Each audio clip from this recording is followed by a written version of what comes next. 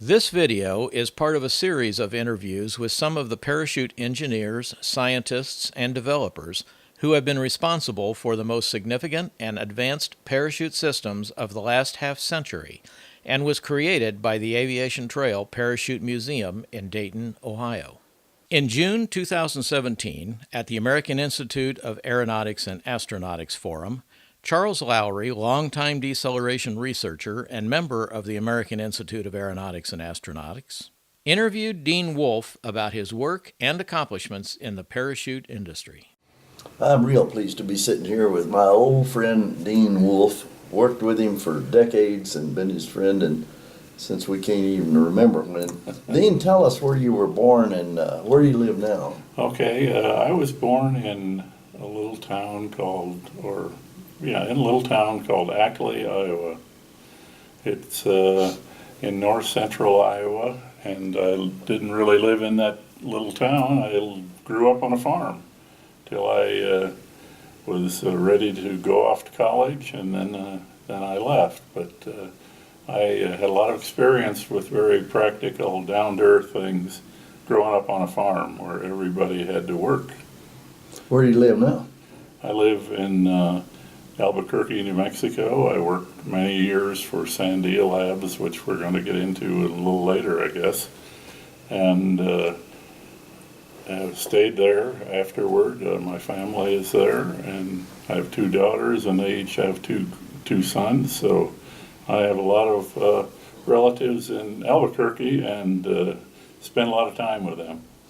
What's your education and where did you go to school? Okay, after I got out of high school in Iowa, I went to Iowa State, which is a good engineering school. Finished there in 4 years and went to work after college for General Dynamics in San Diego, and I worked for them for about 4 years. And you went on to graduate? Yeah, after I spent my time at GD, I went to graduate school, and there's a kind of an interesting story there. I happened to be working at GD with another engineer who had come from Georgia Tech, and he recommended to me that I consider going to the University of Rhode Island because his good friend and professor at Georgia Tech had just moved to University of Rhode Island, and that turned out to be a lucky move for me because it was a great place to go to graduate school. A little university, probably, even though it was a state university, it probably had less than 10,000 people total when I was there. And my graduate school classes were very small. You know, we'd get a full professor and probably have 6 students talking to him, and we got a lot of personal attention. It was a very lucky move for me, and then there I met the professor who this friend of mine recommended, Dr. Frank White. He was my graduate school advisor. He has written a couple of very successful fluid mechanics books that were used extensively in undergraduate and graduate courses for many years. They may still be used, I don't know. But that turned out to be a great benefit for me to have that kind of special attention from extremely qualified, smart professors, and I credit them for a lot of my success. How'd you get in parachutes?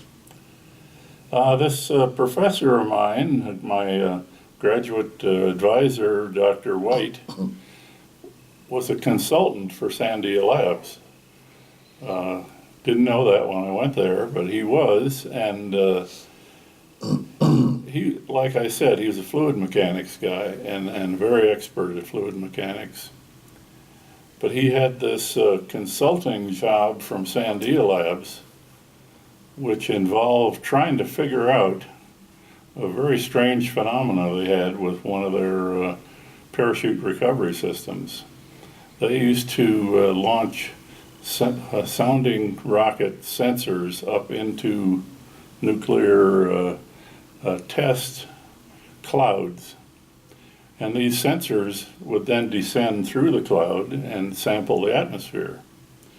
Well, they observed very strange behavior of the parachutes on those sensors. They would inflate just fine and were descending, and then they'd start swinging in a circle, wildly coning. That motion is called now in the parachute business. And he came to me and he said, we need a project for your master's thesis. I said, okay, what do you recommend? He said, well, I got some interesting fluid mechanics problems, but I got this other one involving parachutes, and I don't know a darn thing about that. He said, would you take that one? I said, well, I don't know. He showed me some films with a strange behavior. And I grabbed that and went to work on it and finished that in a year. And that was the subject of my master's thesis and was later published in the AIAA as an AIAA paper and then in the AIAA Journal of Aircraft. Were you able to solve the problem? I could model it very nicely. Mm-hmm. And it turned out to be a modeling technique that nobody had used before, but it worked very nicely on that problem. And people are still fumbling around trying to model that, and this was done back in the early 1960s. So tell us about where all you have worked. Oh, let's see. I told you I went to work, in addition to the schools I went to work at GD for 4 years. I was a launch vehicle aerodynamicist. We did all the aerodynamics and loads predictions for the Atlas and Centaur missiles. And they were both very successful. And that was a huge benefit to me as well, because I got a lot, back in those days, everybody got a lot of responsibility. We got to deal with the top level of management people as young engineers. That was extremely helpful. It put a lot of pressure on people, but it gave good results and was very beneficial.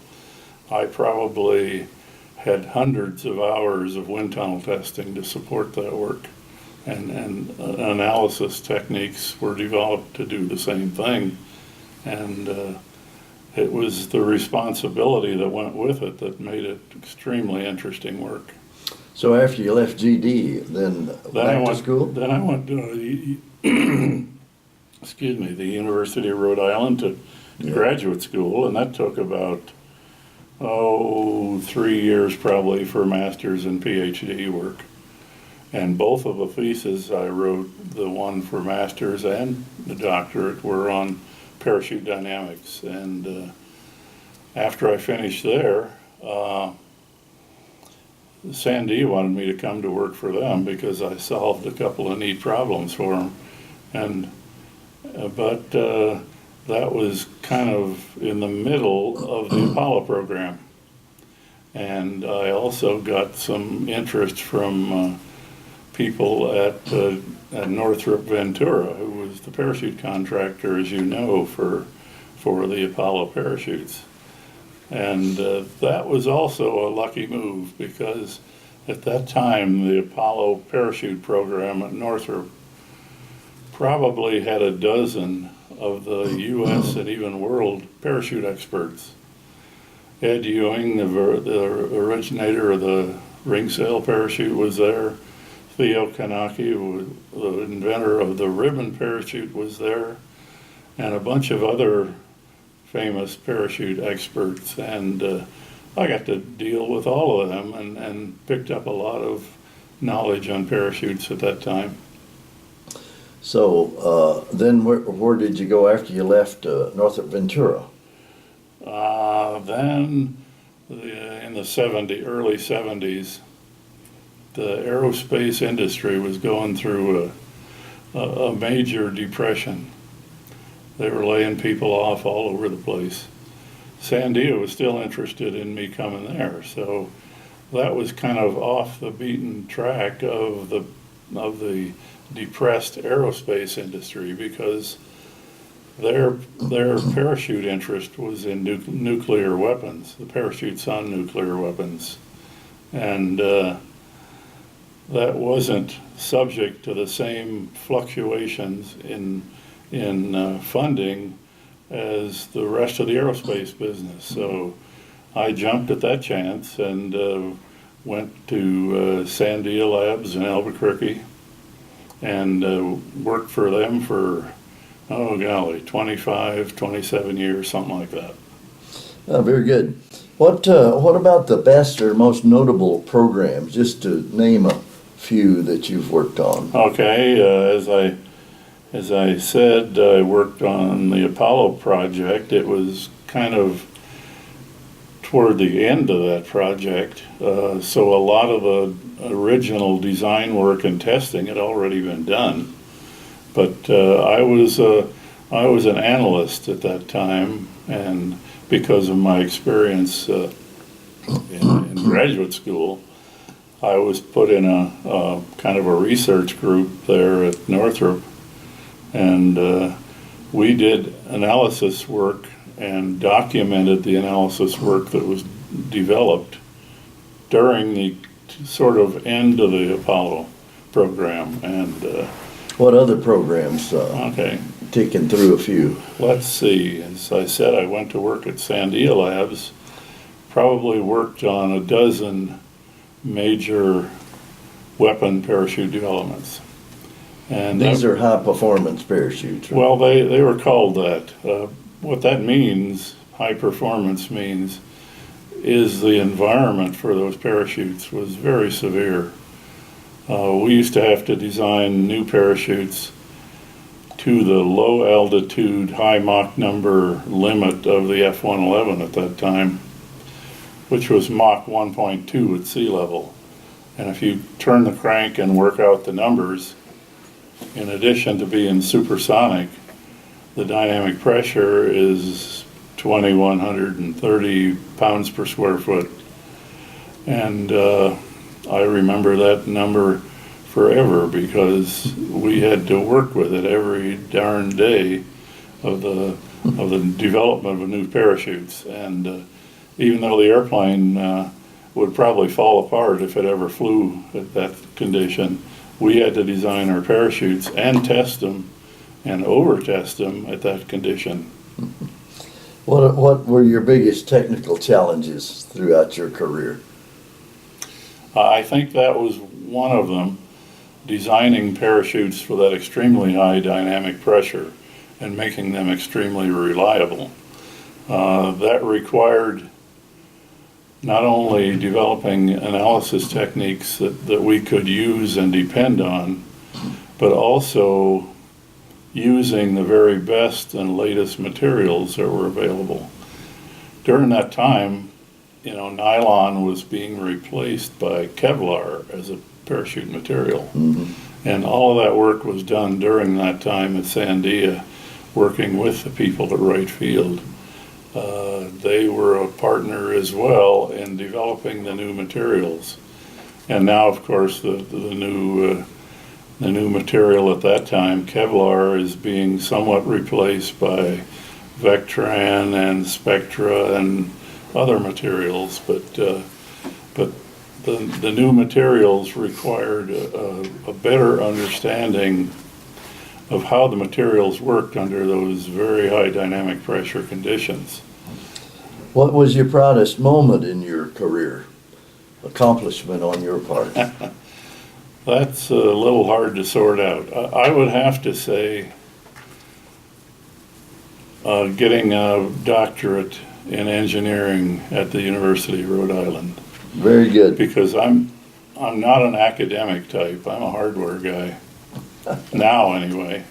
I was an analyst early on, but graduate school was a different kind of challenge for me because I had to adopt the ways of the academic people, the professors, and that was a challenge for me, but it was good for me. Tell us who you enjoyed working with, and who in the industry, and who do you most admire? Okay, there's a bunch of them for me. I was very fortunate in my early days in working on parachutes, as I said, to work with all the experts who were at Northrop at that time, including Theo Knacke, who's one of the two major old Germans that I worked with, the Germans who came over here after World War II. The other one being Knacke and the other being Dr. Heinrich at the University of Minnesota. When Dr. Heinrich at Minnesota was funded initially by the people at Wright Field, they had a very strong parachute group at that time. But eventually their interest changed too, and Heinrich's money went away from Wright Field, and Sandia picked up his consulting work, and I was lucky enough to manage that activity at Minnesota and got to know him very well. So the two primary old Germans were good friends of mine and working colleagues. In addition to them, I would have to credit, as I said, Dr. White at Rhode Island, because he got me into the parachute business kind of in an offhand way, but I'm very thankful for that, and he was an excellent professor, taught me a lot about fluid mechanics as well. Let's see, who else might I name? John Kiker, who was the head of the Apollo parachute program at JSC, was a good friend, even though he was extremely tough on the people at Northrop, and should have been, because they weren't the most reputable people I ever met. But that's beside the point. He was a very good friend of mine till he died. And let's see, who else might I add? One person that stands out at Sandia that I worked with for all those years was a fellow who managed the parachute lab. I started out as, like I said, an analyst, a number cruncher. He taught me about, and this was Harold Widows, he ran the parachute lab at Sandia for years. He taught me about parachute hardware, and that was very important because, in my opinion, people who work in the parachute business have to understand not only the analysis techniques and how they work and how you can depend on them and be suspicious of them, but also you got to understand the hardware, so you know the limitations of what you can do with the hardware. You've been in the business quite a while. Tell us how, when you first got into parachutes, how you did your job, how things were done versus how they're done today. There were many fewer people involved at that time. And when I say many fewer people, I mean in any individual project, there might be 2 or 3 parachute people at the most. And you had to do everything yourself, including analysis, testing, analyzing test data, everything. In those initial studies I did while I was still in graduate school, I had to do all my own computer programming, running the computers and whatnot, and developing the techniques, the programs myself. I wrote them all myself. Nowadays, parachute developments are a big operation, and there might be dozens of people, engineers, working on a project. Not true in the beginning. There was only 1 or 2 maybe, and the parachute was part of another system, And we had usually very small groups of people working on the whole project. What kind of innovations through your career have really stuck out? Important innovations in the industry? Well, as I said, the new materials I think stand out to me the most. Kevlar gave us a weight to volume advantage over nylon, which was the primary material used after World War II. It gave us a weight to volume advantage of 2 or 3, which was huge for the aerospace business. Some of the other newer materials are even more weight efficient, but I think the new materials were the contributions they made and that we made in learning how to use them, because their properties were a lot different than nylon, were probably, that stands out to me the most. What kind of innovations or breakthroughs would you most like to see now? What does the industry really need? We are now pretty well able to develop parachutes for anything the systems people want. Big breakthroughs don't come easy. The materials breakthroughs were very important. What we need now, there's one particular parachute environment that I think is extremely challenging, that will almost require a breakthrough, and that's the use of parachutes on Mars. Mars, the atmosphere is extremely low density, and a lot of the empirical methods that are developed to use parachutes on Mars don't work worth a darn at all, because the low density atmosphere makes parachutes behave much more differently than they do on the high density part of our Earth atmosphere. And that is not terribly well understood yet, although I think people are beginning to understand it. And it's gonna require a very open mind in parachute designers for the use on Mars, because a lot of the rules of thumb aren't gonna work at all for those developments. Let me change the subject a little bit. What kind of lessons has your work life taught you in the industry, in the things you do? And the things I've done. What have you learned along the way? Never assume anybody's right, I think. I followed that forever. No matter what their reputation is, unless I have worked with people and have confidence in them, I'd always assume they're wrong, because I don't understand how they've taken the position, especially if it's a position that I don't agree with. And that served me well, although it hasn't made me a lot of friends at times. Tell us about your immediate family. You mentioned that earlier, but tell us a little more. Okay. As I said, I worked at Sandia Labs in Albuquerque for 20-some years. I don't remember exactly, 25 or so. I was married there and had 2 daughters.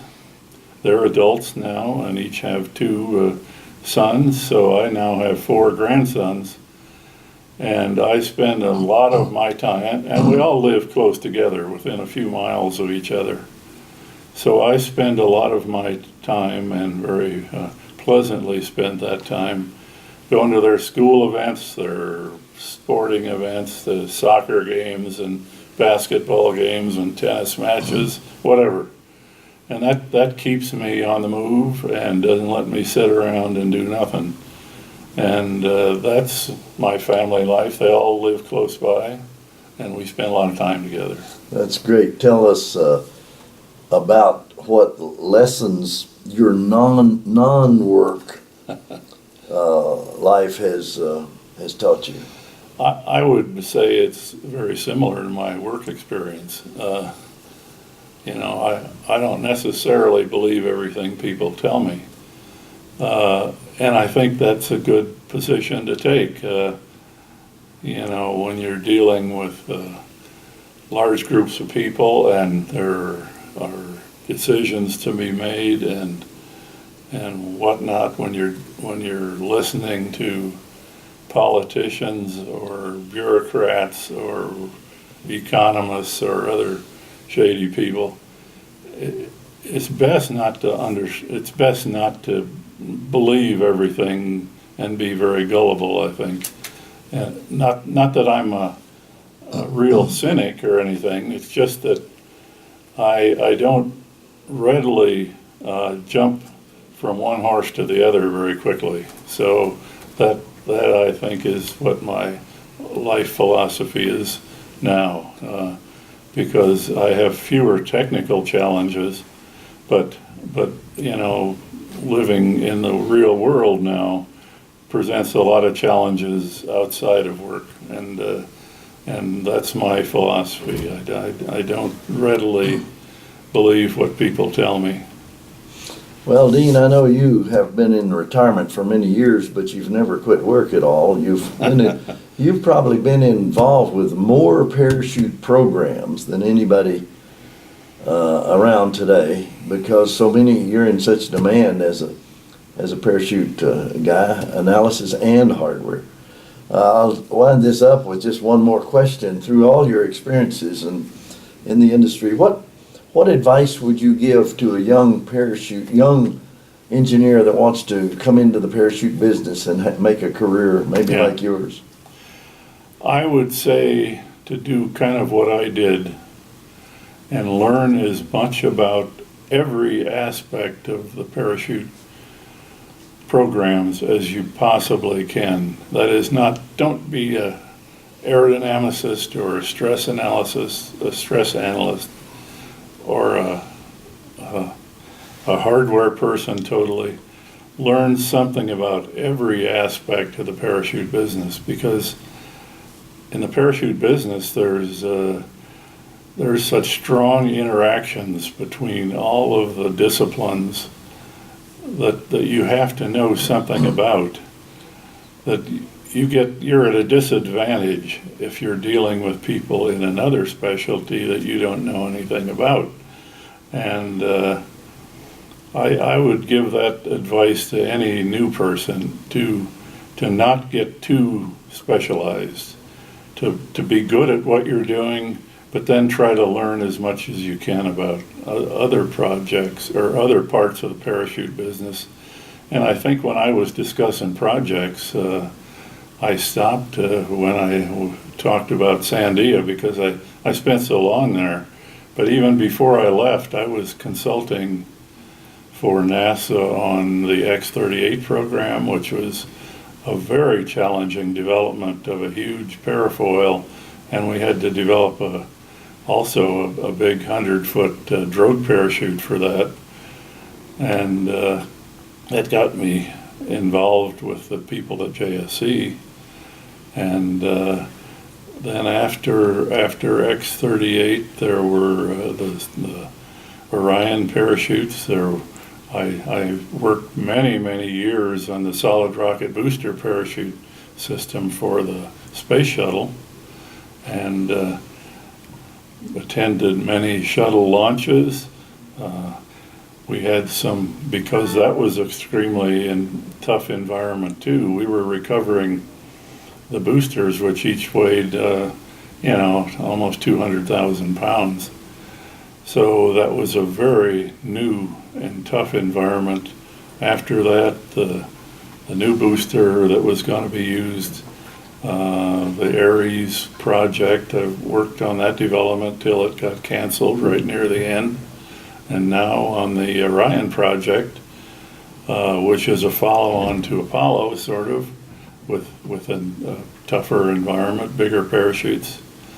So, and in all of those projects, I had a little different responsibility probably, because there's always in any engineering or management structure strong points and weak points, and if you're smart, I think you try to fill in the weak points and help the project where it's needed the most. And that's why you have to, for a young engineer or young manager or whoever, learn as much about different aspects of the parachute business as you can, because you're never going to know exactly where you're going to be needed the most. And that has served me well. Okay, Dean, I thank you so much. The Aviation Trail Parachute Museum in Dayton, Ohio, tells the story of the development of the freefall parachute from its invention at Dayton's McCook Field after World War I through the vital role the parachute plays today in the decelerator industry and safely landing spacecraft. The museum includes interactive exhibits, artifacts, historic photographs, and films. Aviation Trail Incorporated has developed a self-guided tour of select aviation-related sites that are open to the public in the Dayton area. Aviation Trail's mission is to preserve and promote the Dayton area's unique aviation heritage, beginning with the invention of the airplane by Wilbur and Orville Wright.